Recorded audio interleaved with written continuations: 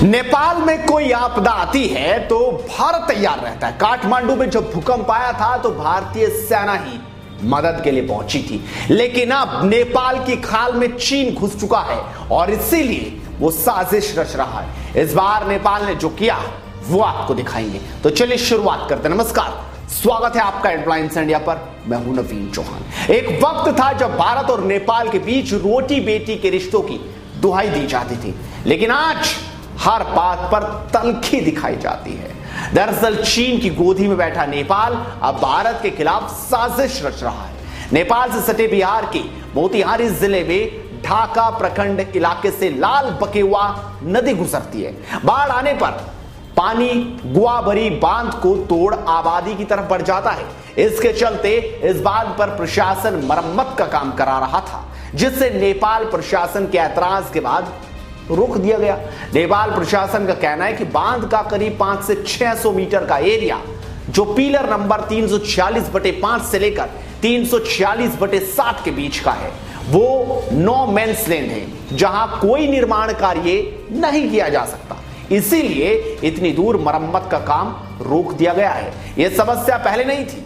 इसके पहले नेपाली अधिकारियों के साथ बैठक में तय हुआ था कि पहले दोनों देशों के सर्वे टीम पैमाइश कर परिसीमन करेगी। इसके लिए डीएम सर्वे ऑफ इंडिया को पत्र लिख चुके हैं। तो ये तो आपने देखा किस तरह से चीन का दिमाग नेपाल पर हावी है, लेकिन अब आपको दिखाते हैं कि जैसे ही नेपाल ने ये गंदी हरकत की, उसके बाद नेपाल की जनता उनके खिलाफ नजर आई। यानी नेपाल की जनता अपनी सरकार पर सवाल उठाती नजर आ रही है।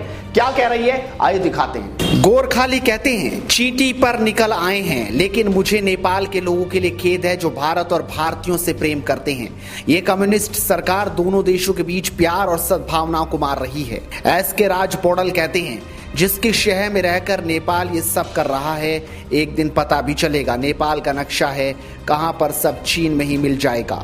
और वैसे भी चीन धोखेबाज है, समझ आना चाहिए, वरना हमारा नेपाल तो गया। प्रिया कहते हैं, नेपाल के लोग भारत से जुड़े हैं, लेकिन नेपाल की सरकार ने सब खराब कर दिया और ये सब चीन की शह पर हो रहा है, क्योंकि चीनी ने हमारे कई जगहों पर कब्जा कर लिया है और हमारे पीएम ने मौन व्रत धारण कर रखा है। अब लग रहा है कि चीन की शह पर नेपाल का दिमाग खराब हो चुका है। भारत और नेपाल के बीच में ये कोई जमीनी समस्या नहीं, बल्कि नेपाल के दिमाग में पैदा किया गया एक फितूर है, जिसके पीछे चीन का हाथ है। अब नेपाल अपनी सीमा पर कभी गोलियां चलाता है तो कभी आते जाते लोगों को परेशान करता है। अब तो उससे बांध की मरम्मत पर भी ऐतराज होने लगा है।